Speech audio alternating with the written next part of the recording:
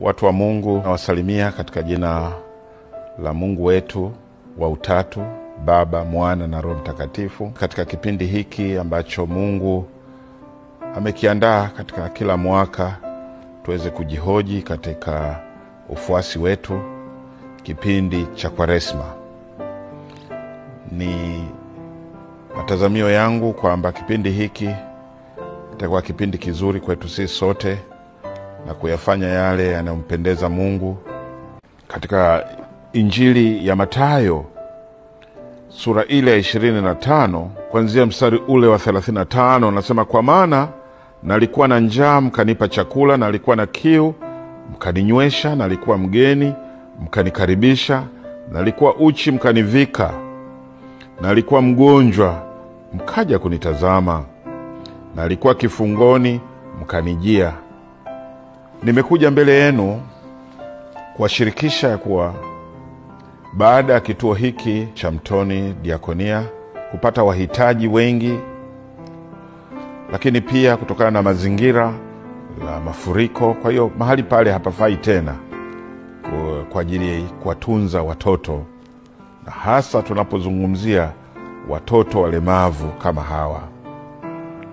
Hivyo kupitia mkutano mkuu na kupitia kusanyiko la baraza wazee wa sharika zetu zote, tumeazimia kwamba mwaka huu tuanze kujenga kituo kizuri ambacho kitaonyesha unadhifu, lakini pia kitaonyesha furaha ya kuwatunza watoto na jamii ya namna hiyo. Na kituo hicho kitajengwa Bagamoyo, na tumepeleka taarifa hizi katika sharika mbalimbali kwa sababu tungetamani kila msharika aweze kushiriki katika zoezi hili. Na mpango kama ambavyo mmepewa washarika kwamba kila usharika utaandaa harambee, yani changizo,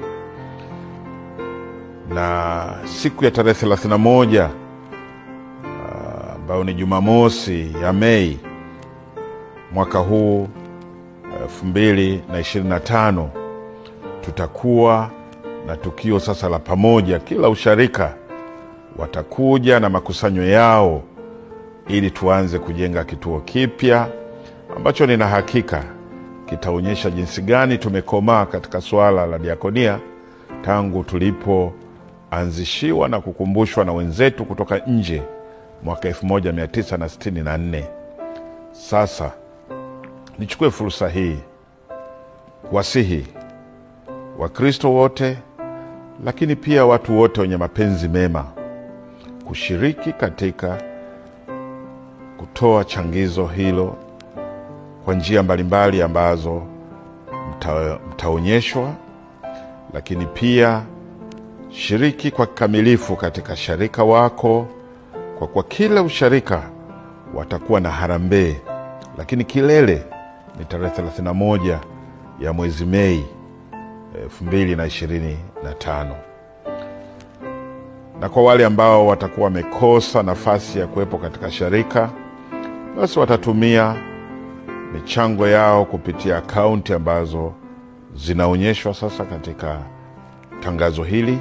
Lakini pia unaweza kuja moja kwa moja katika ofisi ya askofu, na wao watakuonyesha na kukuelekeza namna ya kuweza kupeleka katika benki yetu ya maendeleo.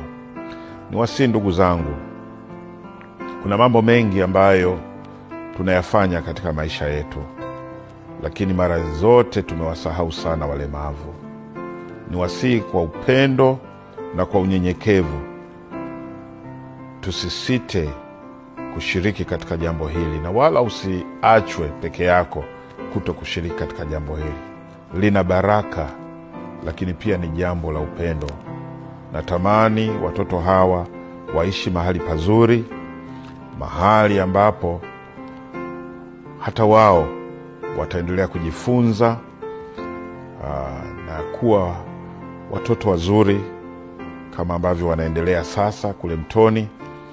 Lakini tunaweza tukipata kituo hiki kwa ukubwa zaidi, basi itakuwa ni baraka sana.